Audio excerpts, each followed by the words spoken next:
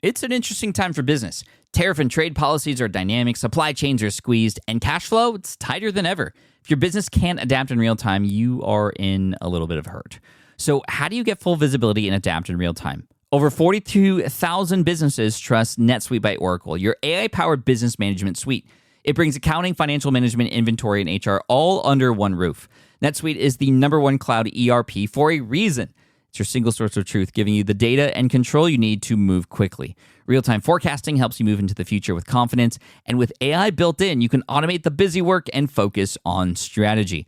NetSuite helps you see what's stuck, what it's costing you, and how to pivot fast. If I were running a business with a lot of moving parts, I'd use NetSuite for full control over everything. Tame the chaos with NetSuite. If your revenues are at least in the 7 figures, download the free ebook, Navigating Global Trade, 3 Insights for Leaders at netsuite.com/SPI. That's netsuite.com/SPI. This is the book that I need right now. I'm dealing with information overload. I'm distracted. My attention's in 20 different directions. Like, I'm literally who you wrote the book for. And then I realized I'm the common story right now. Like, I represent most people. Most of us, we've tricked ourselves into thinking that the more I learn, the better I am, or I'm being productive.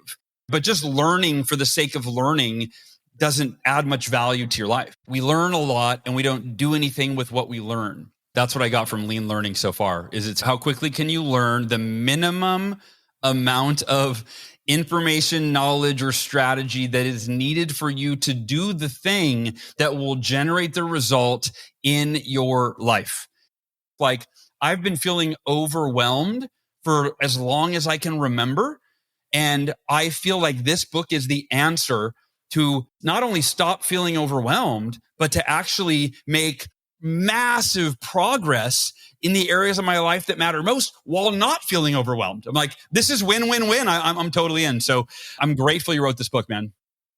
Today, we have a very special episode because we are flipping the script. I'm handing over the interviewer microphone to a great friend of mine, Hal Elrod, the best-selling author of Miracle Morning. There's actually a new and expanded edition if you haven't gotten onto the Miracle Morning train yet. It has absolutely changed my life. I highly recommend you check it out. Hal Elrod, probably one of the most positive people I know. He actually died for, I think, 7 or 8 minutes a long time ago, and he came back to life. This is a true story, and has made it his life's mission to help people become more productive and live a better, more fulfilled life through a practice that you can all do in the morning, hence the Miracle Morning. And so check out the updated and expanded edition. We'll talk more about that a little bit more toward the end of this episode. But what happened was Hal interviewed me because he's such a kind person. He said, Pat, I want to promote your book, Lean Learning, to my podcast and for my audience. He's writing an email, and he's going so hard with promoting Lean Learning for me that I thought it would be amazing to use the interview that he conducted for me on his show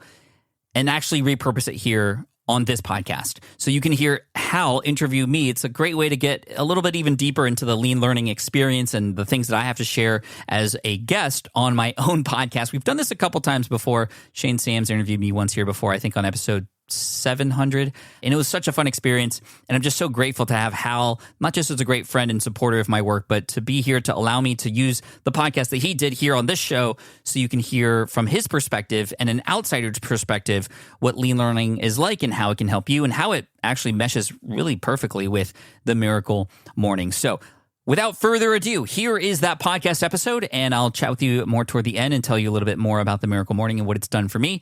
But here he is, Hal Elrod, best-selling author. 2 million copies of the Miracle Morning have been sold. I mean, this person, Hal, is an inspiration to me in so many ways. But here he is interviewing me for Lean Learning. Here we go. Patrick Flynn, good morning, buddy. Oh my gosh, only my parents call me Patrick. That's funny. No, dude, I just saw. So it's funny. So Pat Flynn is what it says on the front of the new book. Yep. But when we were texting, I saw it said, update your contact record to Patrick Flynn. So I don't know what to call you, dude. Oh my gosh, that I have to check on that. It says Patrick Flynn. Oh yeah, Flynn. It is. That's weird, dude. That's weird. Yeah. I thought you were growing up. You got the beard. You're Patrick now. Yeah. I've matured a little bit since You've matured the last time we've chatted. No, I'm just so grateful to be hanging out with you again. I mean, you've done so much for me personally. You've done so much for my audience. And, with this new book, I'm here to help you and serve your people too. I'm excited, man. I was texting you. So I got your book in the mail. You overnighted me a copy. I got it yesterday. I started reading it this morning. And I text you, this is the book that I need right now. Literally in my life right now, I'm dealing with information overload. I'm distracted. My attention's in 20 different directions. I've got Google searches and Chat GPT searches, and I'm reading 4 different books. Like, I'm literally who you wrote the book for. And then I realized I'm the common story right now. Like, I represent most people. I want to ask you this, Pat. So your first 2 books, Will It Fly, which is how to test your next business idea so you don't waste your time and money. I loved that book. You followed that up with Superfans, the easy way to stand out, grow your tribe, and build a successful business. So both of those are what I would call business books for entrepreneurs. So my question is, what inspired you to write Lean Learning, and who is this book for? So Lean Learning is a result of a number of people who've reached out to me who have asked, how are you able to do seemingly new things in your life and do them very well? And a lot of people who were asking me these questions weren't wanting to build a business. They were wanting to just experience new parts of life and try new things, but were always feeling like they were fighting the imposter syndrome in their head, or just too much information, or just not even knowing where to start. And so it really inspired me to think outside the box of entrepreneurship and say, who else can I help and how can I reach and impact more people? And actually, your book was really important in that, because I started to ask myself, which books have been really inspiring for me that were not business books?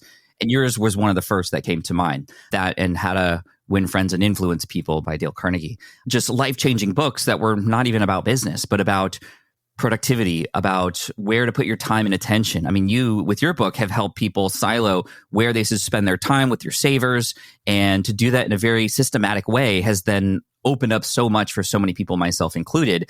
And I started to dissect, well, how am I able to learn all these things rather quickly? Because I'm not, I don't think I'm super smart, I'm not a genius. I'm not the luckiest person in the world, I don't think. And it's not random. There is a system there. So by writing the proposal for this book, it really got me thinking, what is it exactly? And why is it working for me and not others when we all have access to the same information? I thought it was just like, we have to go find the right resources, but it's more than that. It's more, how do you implement and start to take action sooner rather than later? Having the guidelines be created by the mistakes that you make, not by over preparation and, over consumption. And I think what also inspired this, 2 other things. My kids are getting older now. My son is 15. He's entering young adulthood very soon. 15. My daughter's 15. I didn't know your son was 15 too, man. Wow. Yeah. Oh man, what a world they're growing up in and leading themselves into. It's so confusing, so overwhelming. And with AI and everything kind of happening so quickly, certain jobs are just going to be non-existent anymore. It's like, how do we stay valuable in this economy? So I wanted to write this for him and my 12-year-old daughters to prepare them for the future and to give them options and to help them understand how to navigate things that are moving very quickly around them. And number 2, I remember running a survey, and this was a live survey I did from stage. So I had people raise their hand in the audience. There was about 2,500 people in the audience. And I said, how many people here are subscribed to at least one podcast? Basically, everybody raised their hand. Yeah. And I said, okay, keep your hand up if you are subscribed to more than 5 podcasts. No hands went down. Basically, everybody's hands was still up. And we got to the point where 25% of that audience, about 500 people, still had their hands up when I asked, how many of you are subscribed to 25 or more different podcasts? And this was an entrepreneurial group, so many of them are, overachievers, overlearners, but also very curious. And I think that's just representative of us as humans. We are over curious and we want to learn so many things. So then we absorb, we consume so much. But here's the problem, Hal. Information is no longer scarce. We feel like it is, which is why when we come across it, we want to hoard it, right? But back in the day when you and I started, information was the valuable thing because people didn't have it. People didn't have access to it. Remember Encyclopedia Britannicas? If you had one in your home, you were like smarter because you could afford information that other people couldn't. Now we all have it on our phones.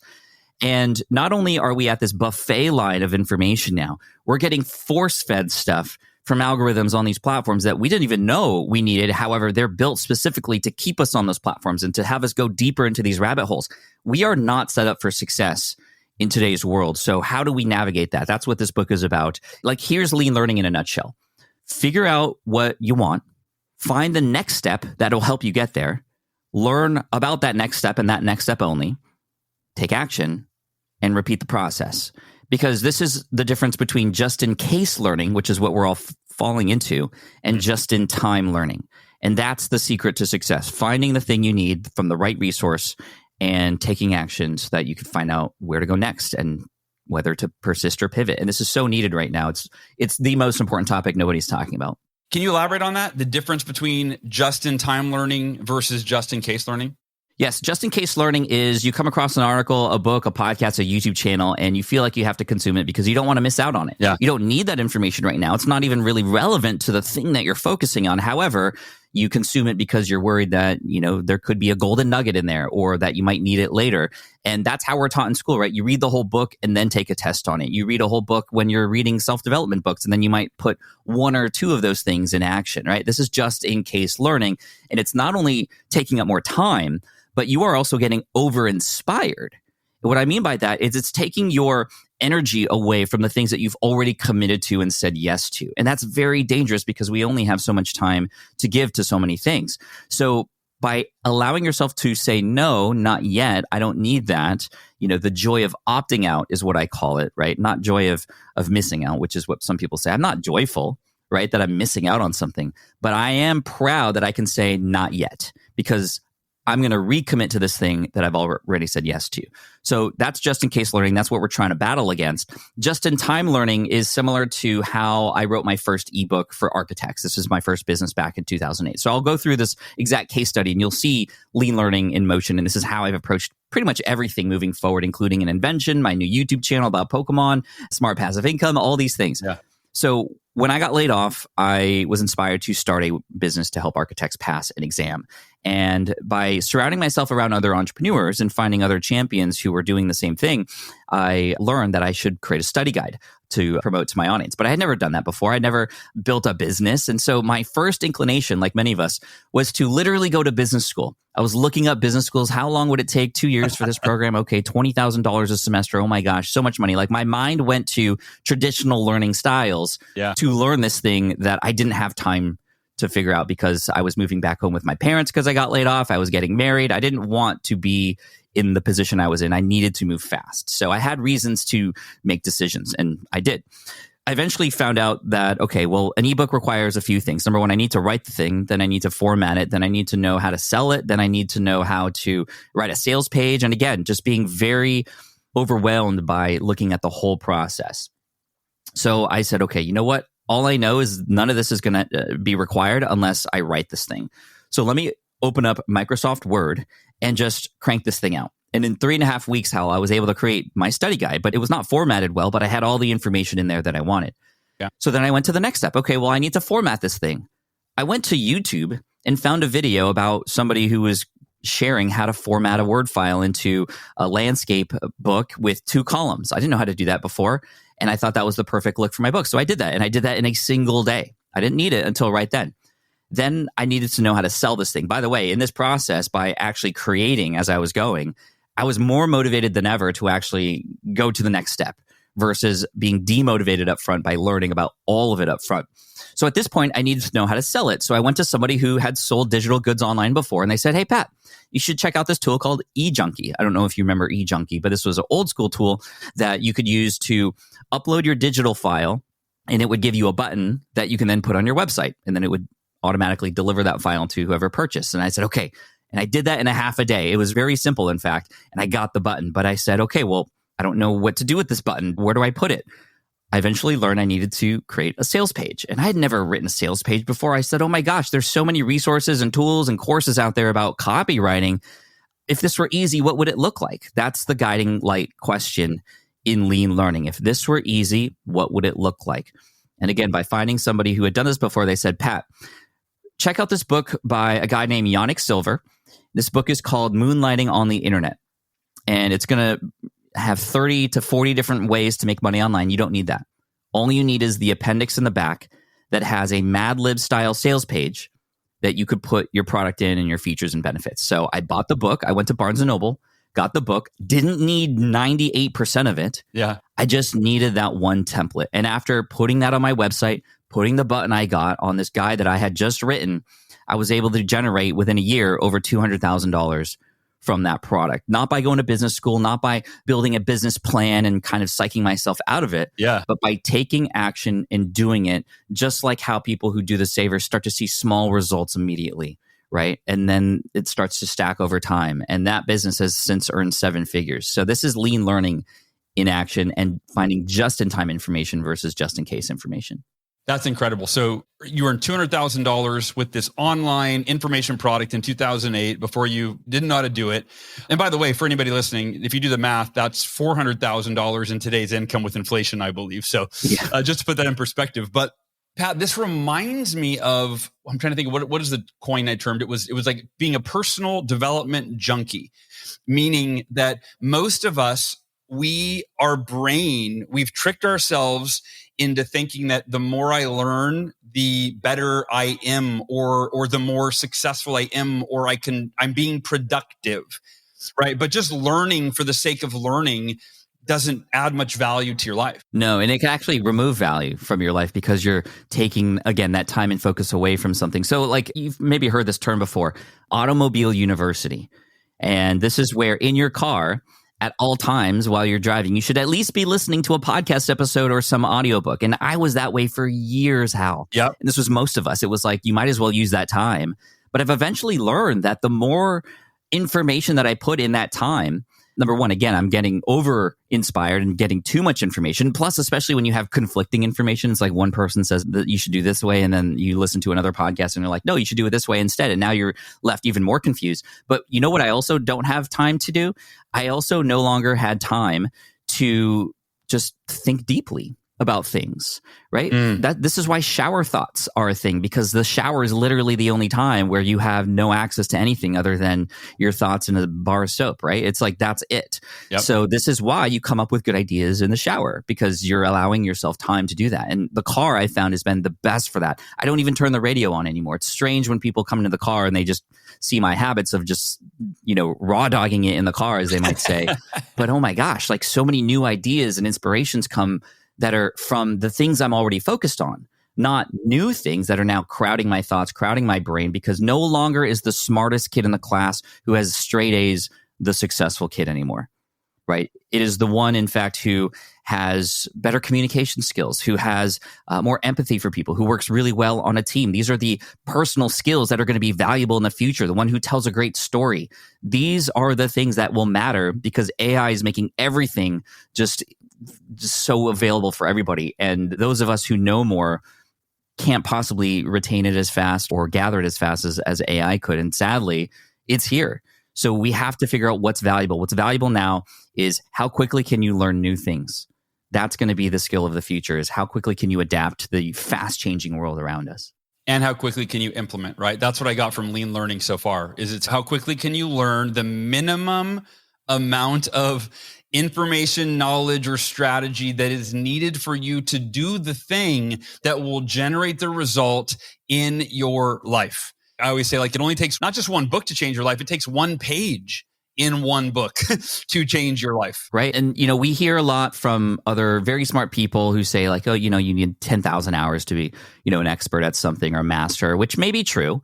But that doesn't mean you can't get value and find joy in literally hour number one. It doesn't mean that you can't learn something and adjust and discover more about who you are and what lights you up in hour number one.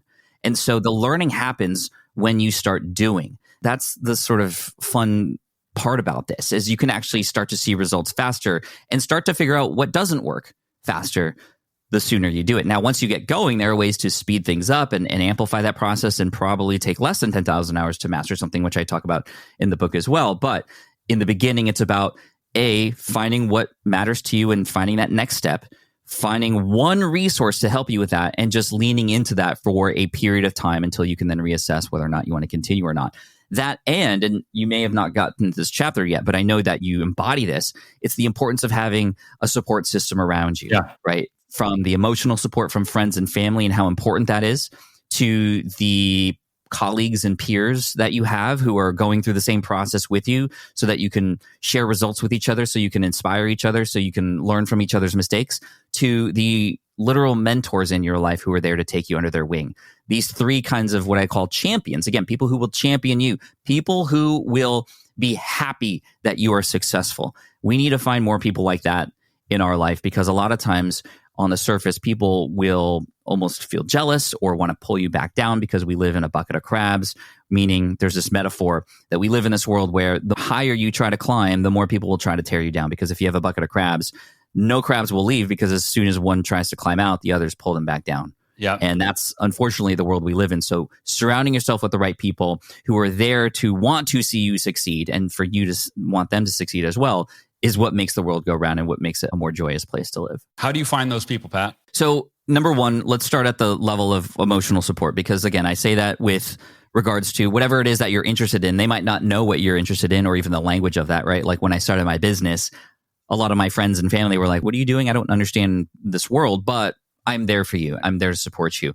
Unfortunately, not everybody has that emotional support from friends or family, because they might, again, not believe in what it is that you're trying to do or achieve. Or they might be a crab, right? Right, exactly, in your own family. And so, number one, it's hard, but try not to talk about what it is that you're doing in front of those people, because all they're going to do is tear you down. It's not you, it's them. And it's a reflection of who they are and how maybe insecure they feel about the choices they've made in their life. So that's really important to understand. But number two, go find people in your community or online, especially in communities like the Miracle Morning community. There are people who will be there to support each other because you're on this journey together. And those people who may start out as peers and colleagues that are more surface level can become lifelong friends and deep relationships that, can bring you so much joy and value in life. And like I said, communities or live events, online events, there are people out there and pools of people in these communities in the online world, especially, where like-minded people are trying to achieve something, who are there to support one another, and go in there and just join the conversations. You'll eventually find people who you will vibe with in there. And then from peers and colleagues to virtual mentors or personal mentors, this is where you can kind of get involved in deeper ways. Sometimes it might require you investing in something like a program or something that they might have to get some coaching or mentoring from, or it just might require you to ask or participate and be a star student, if you will, and they will recognize you for that. I've recognized so many of my own students as far as, wow, this person's doing incredible work. Let me take them under my wing and see how else I can help them, just like I know you have done with some of your Miracle Morning students as well. Yeah. And it's something that a lot of us people who are teaching want to see. We want to see students succeed, and we want to amplify that success, because it then brings other people into those communities too. So you can find mentors by being a star student. So those are just a few ways that you can find those people, but they're out there, but they're not going to happen if you just kind of wait for them. And I say that as an introvert as well. It's very difficult, but the reward is so great when you find those people. It doesn't mean you have to find hundreds of people. It could just be one buddy in the process that could change your life, because you're helping each other on that day that you don't want to wake up and do your meditation. They're going to text you in the morning to make sure that you're going to do it with them. And that's such a wonderful thing. And I do see a world with now all the tech, all the AI, all the sort of like depersonalization of everything. I think the connection to other real human beings is going to be even more important in the future, but more than any other time really in the world. And that's what's going to be the difference between those who, yes, have access to the same information and are unhappy, but access to that same information, but adding that human element, that's what makes life fulfilling. Yeah. No, I think the pendulum is swinging. Before it was all community. It was just us spending time with people, and technology was new and emerging, and it could give us advantages. And now it's like there's more tech than you can consume, than you can utilize, but relationships are more scarce. And I know for me, having my wife and my friends and community, like that emotional support is crucial. And then with mentoring, I've always said, like, because I know people get intimidated with like, oh, I don't know where to go for a mentor. I always say, like, get the book. To me, every book that I read is a mentor, right? And I know it's not an interactive mentor where I can't ask, I'm not asking you questions in the book, but you spent years crafting like the perfect way to explain the information and hold somebody's hand through it. So to me, it's like I'm being mentored by Pat Flynn as I'm reading Lean Learning, which I love. Right. And so imagine a book as a mentor. You are learning from this person and all their years and wisdom, like you said. Yep. And imagine having a mentor who teaches you all this stuff, and then you just carry on. You just do the same things that you normally do. That's what most of us do when we read books. Yeah. We absorb it, we learn, and it's a false sense of productivity. It feels good to consume, again, because we're conditioned to believe that the more we have, the better off we'll be. But the truth is, those who are better off are the ones who are taking action and learning and making mistakes, right? Mistakes aren't there to derail you. They actually create the guardrails that you can now move forward and in between. So if that's the case, then why are we sitting with a mentor for however many hours it takes to read a book and then doing one or two things? Like you said, it just takes 1 or 2 pages. And what's nice about your book, especially, and the way that I built Lean Learning as well in that book, is you can do it as you read along. You're seeing results as you go. I remember doing my savers for the first time, Hal, and like that same day, on day 1, I was already experiencing something that I hadn't before. And then adding on now the community element, other people who were doing it alongside me kept me going. And then you, the mentor, stepping in and sharing in the community and keeping us, motivated. It was just a perfect formula. And there's no surprise why the book has done so well. So I've modeled a lot of sort of this on you and Miracle Morning because it has changed lives. And that's my goal here with Lean Learning as well. Well, I think you nailed it. What I love about it, you mentioned we learn a lot and we don't do anything with what we learn. And I think that's what's cool about this book is that you're teaching people. It's almost like it reminds me of the sharpening the saw analogy, right? Where the young guy's cutting down the tree and he's chopping. He's going fast. He's going hard. And then the older man, the wiser man keeps stopping to sharpen his saw. And the younger man's looking over going, dude, what are you, I'm crushing you. What are you doing? And in the end, the older man wins. And to me, it's like for those of us, if you're listening and you're like, I'm not where I want to be. I read the books. I listen to the podcast. I'm not where I want to be. To me, it's like you're that young man swinging that axe over and over and over and over and over, wondering, why is this thing feel so dull? Why am I not getting the results? This book is like, no, you're sharpening your saw as you read it. And then you're actually going back and chopping the tree as you read it. And then you're coming back and you're sharpening the saw. And then you're like, it's happening while you're reading the book. And I thought about it like this book as a mentor is in so many ways far more effective because the other books are teaching you what to do. This is teaching you how to learn what you need to learn to do what you need to do that you then apply to all the other aspects of your life. That's what came up for me. I love it, Hal. I love it. That's a perfect analogy. With running your own business, legal questions always come with the territory. Like, can I use this contract or agreement? What do I do if a client doesn't pay? Am I even structured the right way for taxes? Instead of Googling your way through legal landmines, imagine having a law firm ready to address your business's legal needs without the sticker shock. That's what you get with Legal Shield's small business plans. Legal Shield helps entrepreneurs access real legal help on contract reviews, collection letters, business formation guidance, and even help navigating IRS audits. Members can schedule consultations, upload documents through the app, and get support from a provider law firm that knows small business laws in your state. Plus, consultations on taxes or trademarks help you stay ahead of potential problems. And if a client is late on a payment, Legal Shield steps in with professional collection letters so you can protect your hard-earned revenue, all for a fraction of the price of hiring a lawyer on your own. Go to LegalShield.com/SPI or call 833-570-9980 to learn more and get big business legal support without a big business budget. That's LegalShield.com/SPI. While DIY website tools are everywhere, most fall short on design and performance. Hit publish. Framer ships your site worldwide in seconds. No code, no compromises. Framer is a powerful, user-friendly platform that delivers developer-level results without writing a single line of code.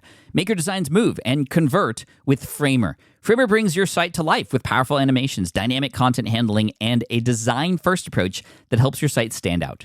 Framer is the design-first, no-code website builder that lets anyone ship a production-ready site in minutes. Browse hundreds of pixel-perfect templates or even design something of your own on a totally blank canvas. Add bold animations like appear effects, text effects, scroll and looping animations, and much more in seconds. And it's free to start. The built-in AI handles the heavy lifting of generating starter layouts and can even translate your entire site to any language. On the back end, you'll get responsive breakpoints, built-in hosting, a flexible CMS, and privacy-friendly analytics. Ready to build a site that looks hand-coded without hiring a developer? Launch your site for free at Framer.com and use code SPI to get your first month of Pro on the house. That's Framer.com, promo code SPI. Framer.com, promo code SPI. Rules and restrictions may apply. You mentioned mastery a couple of minutes ago and the whole 10,000 hour rule. But in this book, you talk about a concept called micro mastery. Talk about that. Yeah, so micro mastery is a way to speed run your skill acquisition to become the master faster. So imagine you are a conductor of an orchestra or a band, right? One way to get better is to just have the band continue to play the same song over and over and over again, start to finish every single time. And yeah, every time you do it and you get those reps in, it gets better and better. But the way to fast forward that success is to find the parts within that need a little help. Hone in on it for a certain period of time, like the violas. They have this run in measure 30 that is very difficult. So, okay, hey, orchestra, let's pause for a moment. Let's focus on the violas for the next 5 minutes, and let's just work on this 2-bar measure to be able to kind of master this little run that is a little difficult. So let's do that. Okay, now let's do one viola at a time to kind of, hone in on it. This is what your learning can be like. I did this and actually got inspired by a runner friend of mine. He's an ultra marathon runner. He runs like 50 miles a day or something crazy like that. I don't know how that's even possible. But what he does to get better, because he trains and he wants to be the best, is he will hyper focus on one little aspect of running for like a 2 to 4 week period every time. So when he was teaching me this, he was like, okay, so for example, for 2 weeks, what he did was he focused on just how his heel landed on the ground and how he sprung on each step so that he could hyper focus on the best stride that would then be the stride that he would use and then move forward with, and as he learned like another thing. So he got to the point where he hired a camera crew to slow motion record himself run so he could see how his foot landed on the ground with different shoes and different actions, different angles of trajectory, whatever. Like it was beyond my understanding, but he was able to find a stride that worked for him. And of course, that one little incremental improvement stacked over 50 miles is going to save him so much. And so then for the next couple of weeks, he focused on just his breathing, and he actually used tape to put over his mouth so he could just breathe through his nose and sort of do what I like to call a force function to force that to be able to learn it and then embody that. And then now he's this world-class runner, which is really cool. I did the same thing when I learned how to speak on stage. I micro-mastered my way into public speaking. So number one, there are many things to understand when you're public speaking, right? The slides, the hook in the beginning, how do you close, the call to action, the storytelling, what do you do with your hands, where do you stand on stage, what's the tone of your voice? If you were to, again, study all of that up front, you would be overwhelmed. You'd be absolutely overwhelmed and mostly feel like that you would never be good at this. But what if you picked one thing at a time, perhaps maybe the highest leverage thing or the first domino that can knock over the rest? And in the world of public speaking, it's storytelling. If you tell a good story, none of the other stuff is really as important. However, if you want to be a master, you focus on storytelling. And what that means is now I'm going to read about just storytelling. I'm going to get books on just storytelling. I'm going to tell stories at dinner with these new concepts in mind. I'm going to watch TED Talks, but I'm only going to watch the opening story so I can learn how they kind of hook me in. And I'm going to master that for 4 weeks and then put that into my next talk. Okay, cool. The next talk after that, I'm going to focus on just what do I do with my hands? So I'm going to watch 100 TED Talks, but I'm not going to watch them all the way through. I'm just going to watch them and go in the middle and just see what they do with their hands so I can understand how are they using their hands to emphasize their points and to make people feel like these big points are bigger or these small points are more vulnerable, these kinds of things that you could pick up. And all along the way, you are stacking these skills on top of each other to get masterful much faster, right? And it's just such a beautiful way to approach things because you do it not forever. You focus and hyper focus on these small things that then embody your now style of doing it.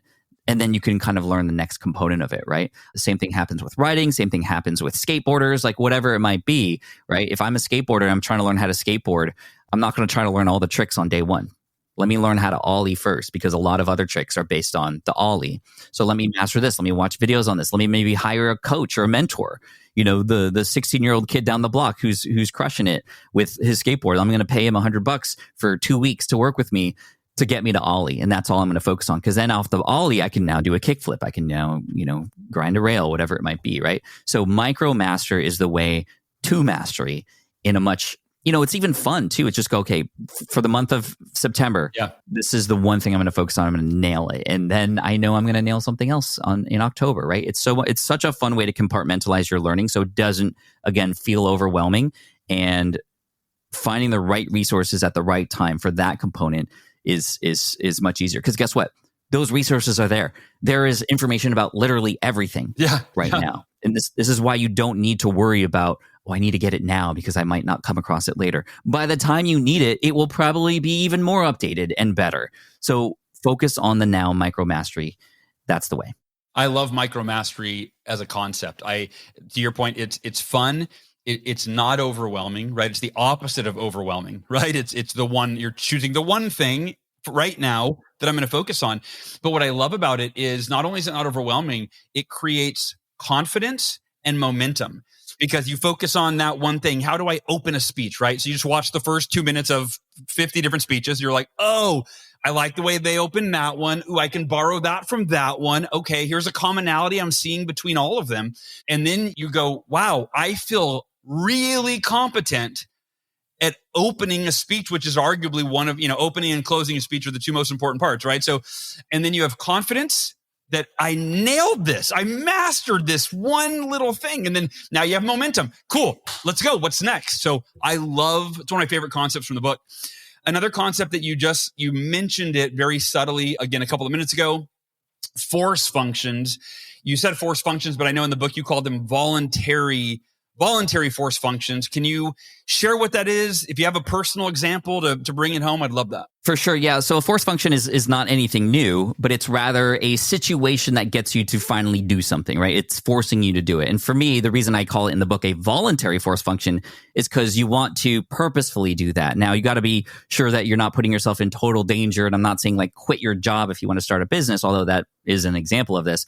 An involuntary one is one I experienced when I got laid off, right? I was involuntarily put into a position of heightened pressure to then make decisions that were life-changing for me. To start a business and to go down that route of entrepreneurship wouldn't have happened if I had not gotten laid off, which is really interesting to think about.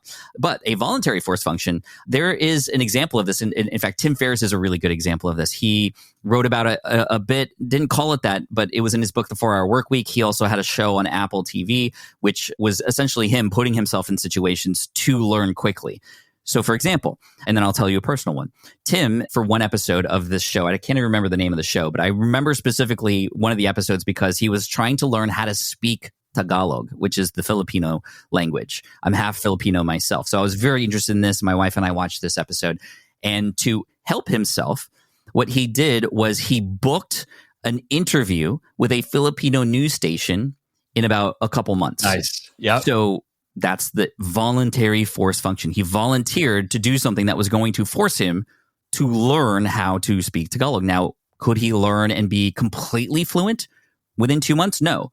But he could learn just exactly what he needed to know to hopefully hold himself in a conversation well enough. And that's exactly what he did. Another thing he did was he moved in with a Filipino family for a couple weeks where they spoke nothing but Tagalog. So he, again, put himself in a situation to have to learn. And I remember even when I was trying to learn Japanese, I was trying to learn with Duolingo. I very much love Japanese culture. I was visiting Japan more since the Pokemon thing took off. And I wanted to learn how to speak the language. So I was on Duolingo, again, flashcarding it. It was not sticking. However, I remember the first day, there were certain words that I just learned because I was literally there and I had to absorb these words. Like with Japanese culture being very, very respectful, being very grateful about things. I learned how to say, finally, certain words that were important in that world, like arigato gozaimasu, which is thank you very much, but in a more polite way. And I just couldn't remember it when there was no context, when it was not being actually implemented. But when I was there, I learned all these words and many more in the moment. Right. And that was, again, the voluntary force function. For me, going back to speaking, learning how to speak combined with micromastery, but the idea that I actually was deathly afraid of speaking before I did my first talk. But it was my buddy, Philip Taylor, who runs an event called FinCon, who said, Pat, I really need your help. I would love for you to speak on stage at my first event. And as reluctant as I was, as much as I was deathly afraid of it, I wanted to help a friend. And I knew that by saying yes, by voluntarily putting myself in this situation, that I would finally get up off my butt and start learning. But not learn everything because I didn't have the time. Sure. But learn the right things at the right time that I needed. So when I said yes to that, number one, after I kind of was done sweating bullets, because again, I was a little bit nervous about it, I went to some mentors who were speakers and I said, if there was one resource to learn how to speak better, more quickly, where would you go? A couple of them said, just watch, TED Talks. Okay, cool. TED Talks. That makes sense. One of them said, go check out a book by Dale Carnegie called Stand and Deliver. And I was like, okay, that's the one book I'm going to read. There's many other books. There's Nancy Duarte's Resonate, and there's so many others out there. But I'm just going to focus on that one book. I'm going to absorb it and put it into action. And my first talk was in 2011. And I've now since spoken on 350 plus different stages and have earned over 7 figures as a speaker, to give you an idea of, like, again, just getting started and putting yourself in a situation to just get started. If you were trying to be a musician, imagine booking, or maybe even just telling your friends that you're going to be playing out in Central Park. If you're from New York, like, hey guys, I'm going to be playing out in Central Park in 2 months. Come watch me play. You've never picked up a guitar in your life. Yep. You're going to figure it out. You're going to do it. And what's the worst that can happen? Well, you might embarrass yourself a little bit, but what's the best that can happen? You're going to start this new journey in your life that's going to bring you so much joy and fulfillment. Yeah, I love that. Committing publicly has been a strategy of mine for, again, never didn't call it voluntary force function, but that's what I've done. Like Miracle Morning, I had been working on that book for 2.5 years, or 2 years, and I would have worked on it for the next 10 years. And 2012 started, and I went, oh, wait a minute. This year, December 12th, 2012 is going to be 12-12-12. I think the next time this happens is probably, I don't know, 100 years or whatever. So I just decided, even though my book wasn't even close to halfway finished, I just announced publicly, hey guys, the Miracle Morning book will officially be out on December 12th, 2012, 12-12-12, mark your calendar.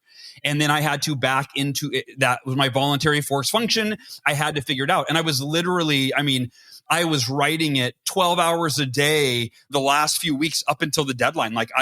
But if I hadn't have committed to that date publicly, I wouldn't have done it. Same with my ultra marathon. Dude, and that book has changed so many lives because of that, because you selected that date. And selecting a date is an important component of a voluntary force function like that. But there's another side of voluntary force functions, which is only allowing yourself access to the thing that you want to do. And this isn't always applicable, but let me give you an example, because this is probably my most recent example. So I'm a big fisherman. I love to go fishing.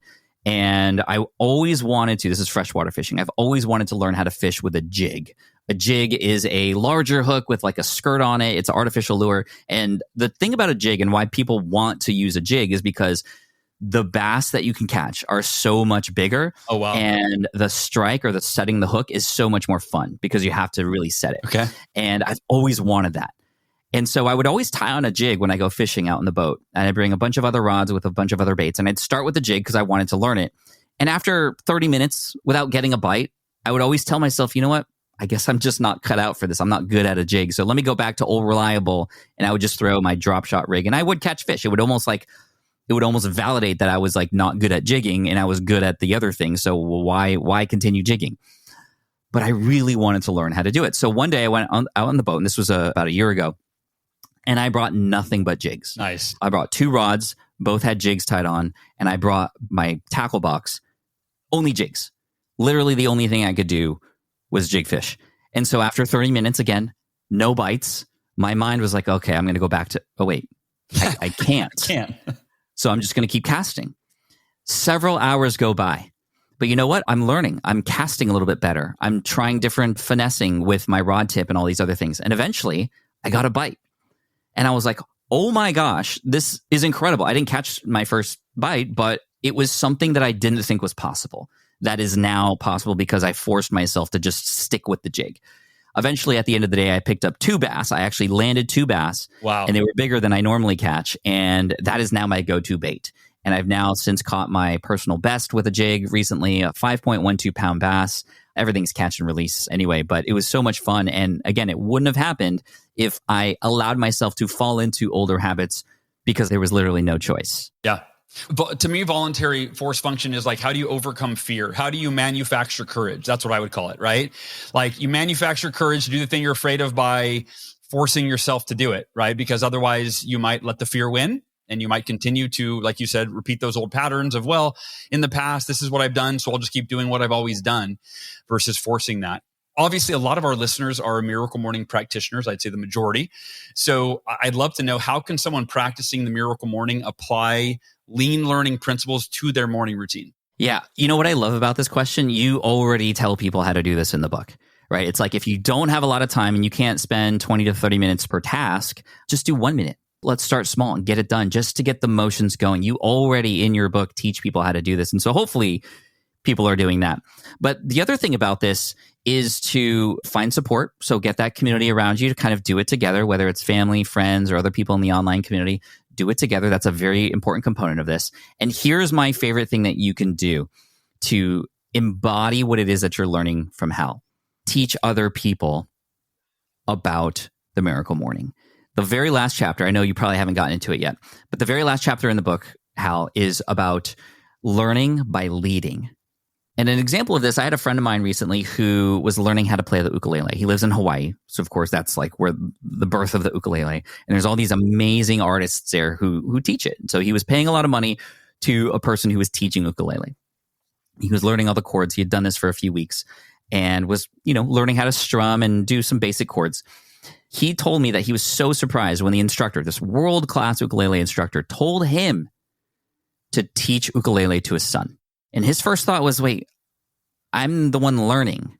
You're teaching me and you're this master. I only know a few chords. Like, I'm not ready to teach yet. But the instructor insisted. And through teaching his son, he was able to internalize, because he had to then understand it enough to then share it, that he started to internalize these chords, and it just became second nature to him, because he was, again, almost in a way like a voluntary force function, if you will. He was forced to figure it out in a way that would be easy for an 8-year-old to understand. And then the joy that the 8-year-old started experiencing when he could strum a few chords was then energy brought back to him to then go learn even more from this world-class instructor. So what an amazing power move by the instructor to say, hey, go teach. That's how you learn. Yeah. And so for any of the Miracle Morning practitioners out there, share and maybe even teach others around you. Spread the gospel of how amazing the Miracle Morning is. And, don't force it. And, like some people might not be about it. But when you teach it to others, you will. That's how because I have the podcast. The podcast has been an amazing thing for me to absorb from others and then teach. Totally. And therefore absorb it for myself. That's how I've been able to memorize the savers and everything for all these years now, because I was teaching it as well on your behalf and feeding people to the book, which, again, I'm just grateful to have been able to be a part of that movement with you. Teach. That's the most amazing thing you can do. And here's the thing. Most people will say, like the ukulele student, oh, I'm not ready to teach yet. I'm still learning. No, that's the best time to teach, because the truth is you can be even more valuable to somebody having just gone through a process and learning it yourself. You are more relatable in that way. I would much rather learn from somebody who's just 1 or 2 steps ahead of something versus like the person on the podium at some university who's 40 years removed from what it's actually like on the field to do something, right? So teach it. I learned that once. You're best qualified to teach the person that you once were. I'm sure you've heard that, right? And so if you're on step 2, you're now qualified to teach step 1 to someone that's on step 0, right? You don't have to be on step 10 or be the master. And that's for me. Yeah, the podcast, admitting this to the podcast listeners, right? I'm not a master of everything I teach. I often will learn something and immediately turn around and teach it. I remember going to a Brendan Burchard event like 10 years ago. And I came back from Brendan Burchard's event and I immediately taught what I learned from Brendan on my podcast on the next step. I took my notes, I synthesized them, and I taught it, right? Like I had just learned it days before, but now I'm teaching it. Well, now I understand it even more, because a lot of us, like I'm a verbal processor. So as I'm talking through it, other ideas and thoughts, and I'm relating it to stories and personal examples, right? So I love that concept as well. I'm saying writing this book, a force function, because I had a date that a manuscript was due. B, teaching the stuff that I had always done, but never, like you said, synthesized or processed in a way that would have been easy to understand, because I didn't fully understand it myself. It was by having this book come out that required me to now put it into frameworks, to give things certain names, to then understand it so that I can help others, which has now made me understand it even more and actually define it more in my own life. So 100%, I think that's great. And, there's a lot of concepts in the book, obviously, for anybody who's doing lean learning wants to be a better person, a better version of themselves. And what this does is it helps you get rid of all the extra noise out there that isn't going to help you be your best self, and sort of lean out that, right? Like a diet, you're leaning out, but then you lean into the things. You get deeper into the things that matter most. That's what this book will do for you. And I think, again, it's a perfect companion guide or book for Miracle Morning.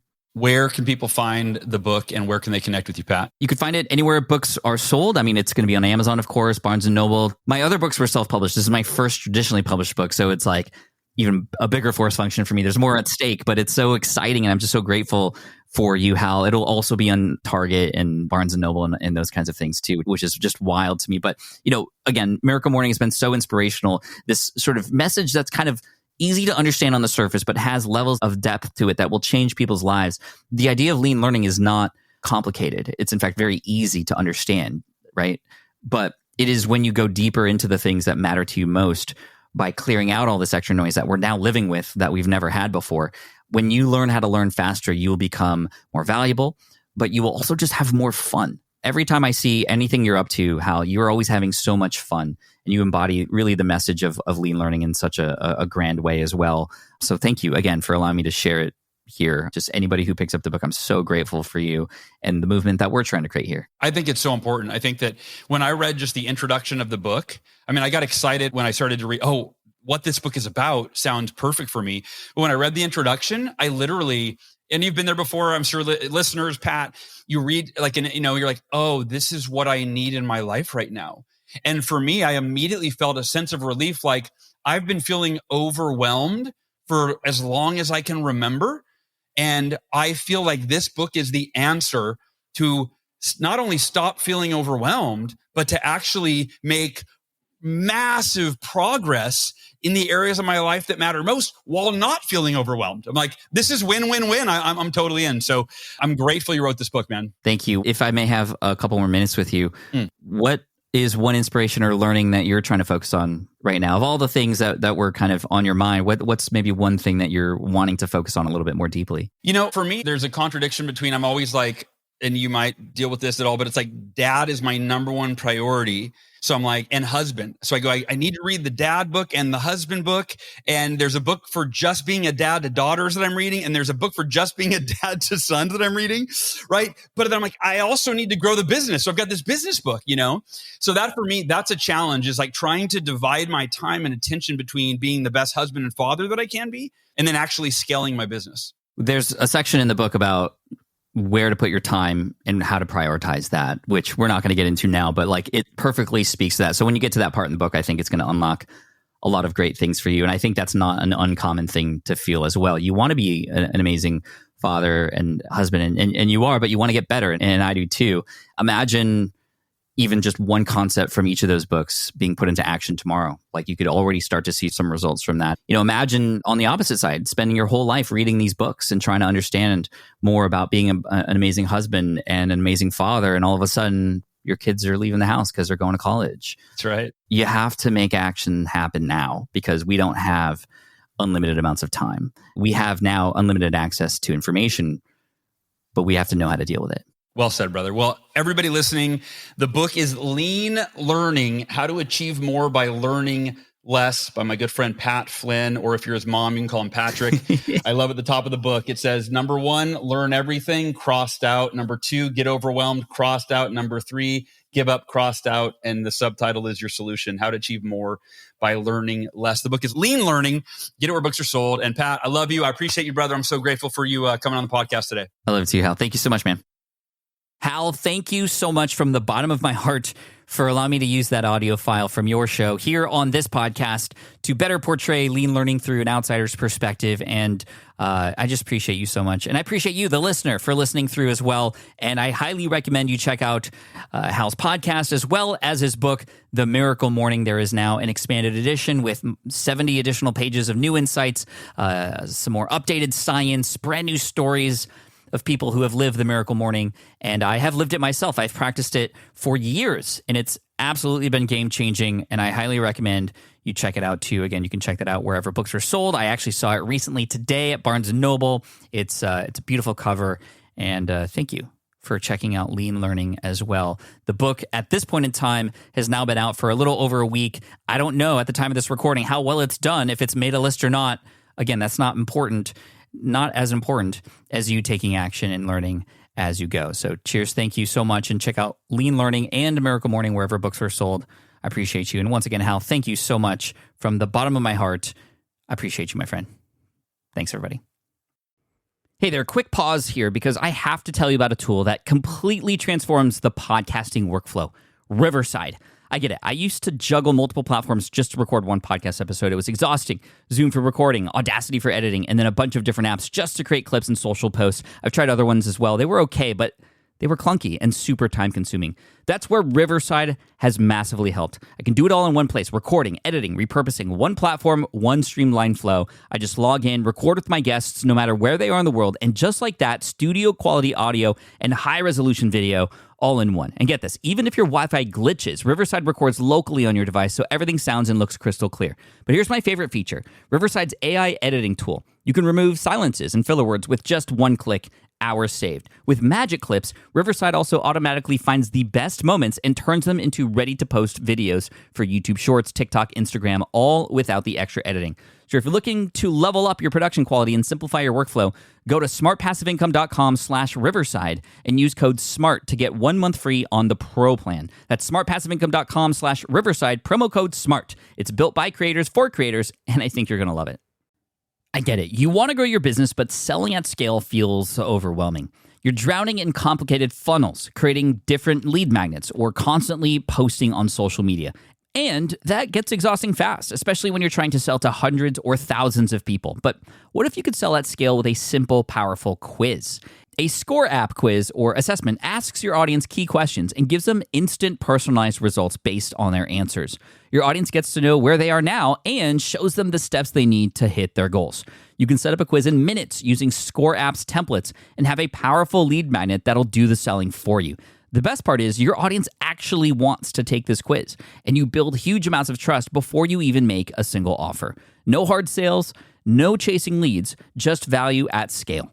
Get 50% off the first 3 months using the discount code SPI. Just head to scoreapp.com/SPI. Again, that's scoreapp.com/SPI.